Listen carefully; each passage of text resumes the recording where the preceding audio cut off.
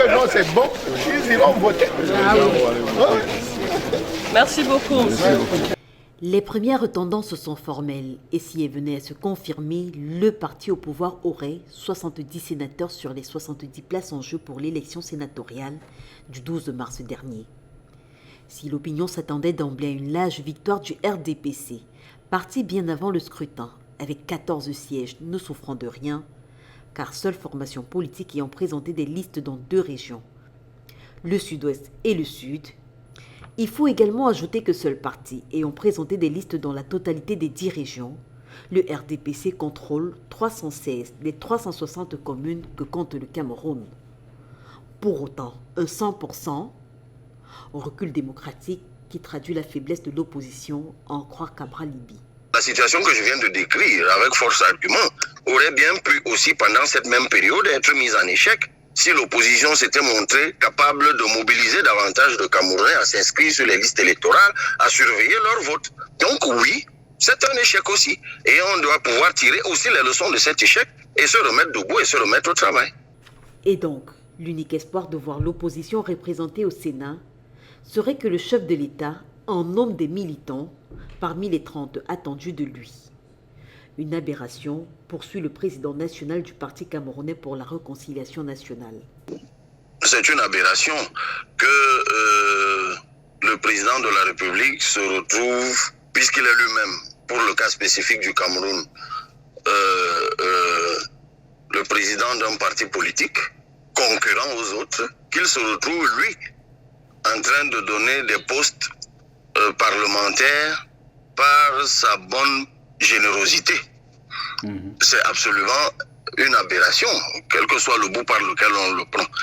Mais ce n'est pas aujourd'hui que nous découvrons l'aberration. Ça, c'est une aberration institutionnelle, mais il y a une aberration politique qui est née de ce que le système électoral est taillé pour la suprématie exclusive, l'hégémonie politique d'un parti politique. Mais ça aussi, on ne le découvre pas aujourd'hui. Au lendemain ou au soir des élections législatives, on le savait déjà.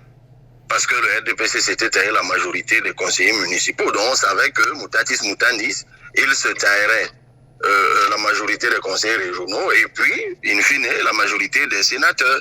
Donc c'est pas étonnant. Tout cela interpelle la réforme du processus électoral au Cameroun.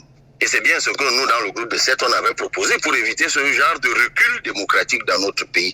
Et pour revenir à l'aberration institutionnelle, maintenant, ils vont certainement ouvrir une jonglerie qui veut distinguer le président du parti politique RDPC, qui est M. Biya, avec le président de la République, qui est le même individu. Et ils vont donc construire ou renforcer le fameux mythe du père de la nation, du président qui est au-dessus de la mêlée, et dont le parti évidemment remporte tout, mais qui par magnanimité et générosité regarde donc du haut de son perchoir et pique donc un ou deux opposants selon qu'il a pitié d'eux ou pas.